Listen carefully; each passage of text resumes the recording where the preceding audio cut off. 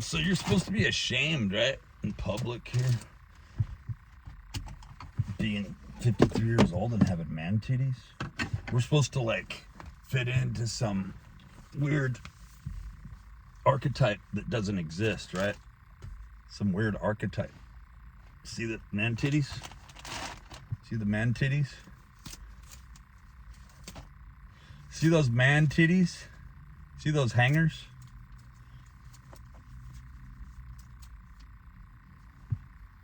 Whether they're there or not, gotta be body positive. Gotta be alive. There's a real problem with that. You had a lot of greasy hippies running around eating sprouts in the 1960s, not giving a shit about what they look like. I think we're regressing. Oh yeah, this is great. Probably shave the head a little later. Work out the arms. So we got a nice clean shirt on. Gotta be grateful for that. Tactical pen. And yeah, that tactical pen right around my neck always protects me, right? But it also is there to do things like this, right?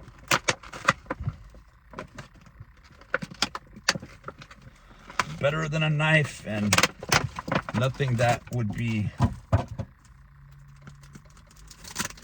obfuscating any weapon. Put it out in the open, and it's been years since I wore polo.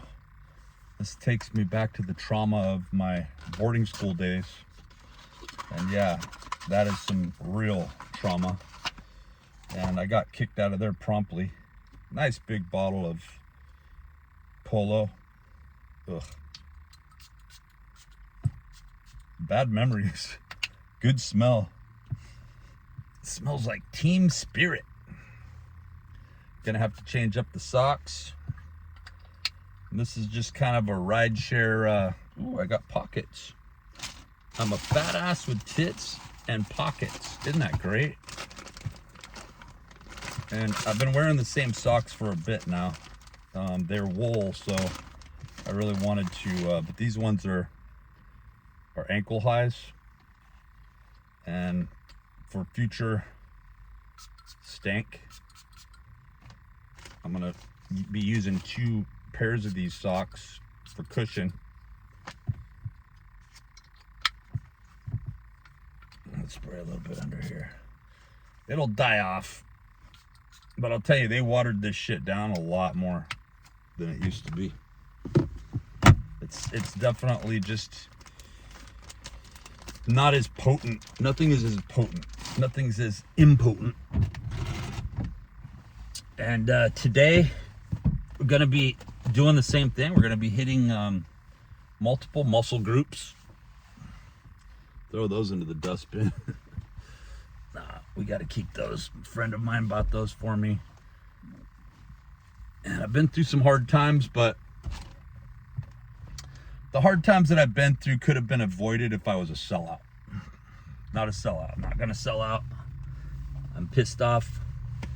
I wanna know why the algorithms work the way they do and why certain people are sacrificed to keep this entropy going, and why the world would ever be set up like this unless it was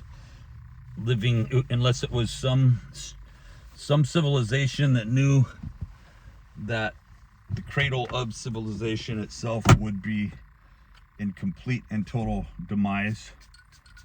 An alien civilization that could no longer support themselves in their own lives, and they had to go more rogue and recluse and be limited in numbers and separate themselves from each other and other civilizations, other races. And so we are kind of this liminal held energy that kind of keeps a form of normalcy and hope in a universal sense that doesn't work. It doesn't really exist, and it's not anything that could ever play itself out through the succession or the regression of a metic sequence in code into a long-running algorithm, its fate is doom. And this is where we're at. But today is another day, and the approach that I always took and still take to this day, because I got this effed up shoulder, and is I do the exact opposite of what Mike Mentzer did. I achieved a body that was really similar to his, but much smaller by following this. And that is, you never really train to total failure. In fact, you start to do longer and longer sessions until you're working out all day, and you're working your entire body every day. But you're doing such short sessions that your recovery increases by an exorbitant amount, to where you're able to go back and work the same muscle groups later on that day, later on in the week. So that really, if you add it up, you're getting 15 chest sessions in 1 week, from different angles, but you're just stretching all the time. You're throwing an exercise in there. You do 3 exercises if you want, but you're always staying pumped. You're always keeping a resilience in the actin and myosin. You're constantly influencing those cross bridges, and you're taking in a massive amount of protein while you're drinking a massive amount of water. I know those aren't exact calculations, but I was up around 700 grams of protein per day, not really wanting anything else, eating a lot of lean roasts and things like this, along with when I could. And then when I was working, it would be, session after session, it would be taking in liquid proteins. And then water, I would probably take in 2 to 2.5 gallons of water a day. An insane amount of water. It's nothing that I recommend. So that's why I just kind of abstractly say a massive amount, because you don't want to get hypernatremia. You don't want to overlog your cells. You don't want anything to turn into a strange behavior. You want to do things out of fun.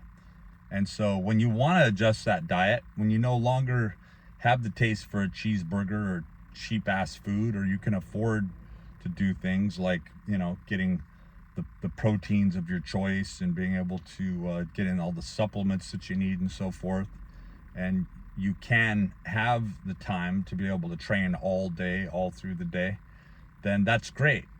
But you kind of keep this as a general construct, and in the back of your head, you're retracing muscle groups that you didn't hit prior. Like right now, it's my calves, my legs. I need to do some squats.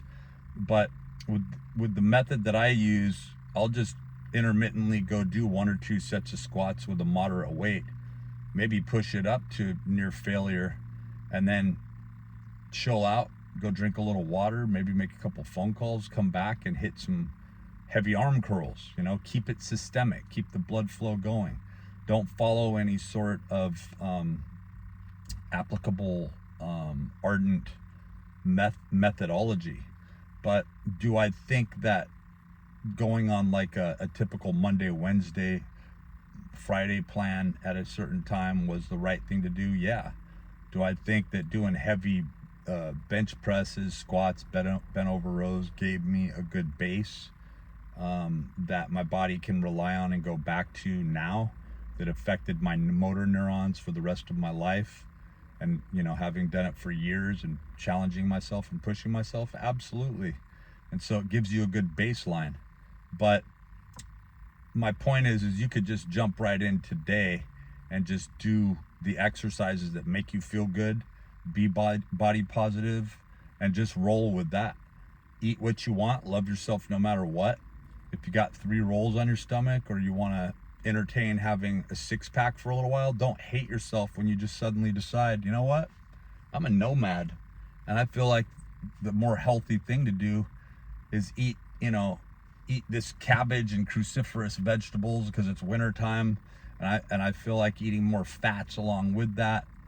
Pot roasts or whatever it is. You need to follow your body's cue And that's what, you know, Elson Haas, staying healthy with nutrition, staying healthy with the seasons, he really represented that, where you're not in avoidance of foods or certain, you know, compounds.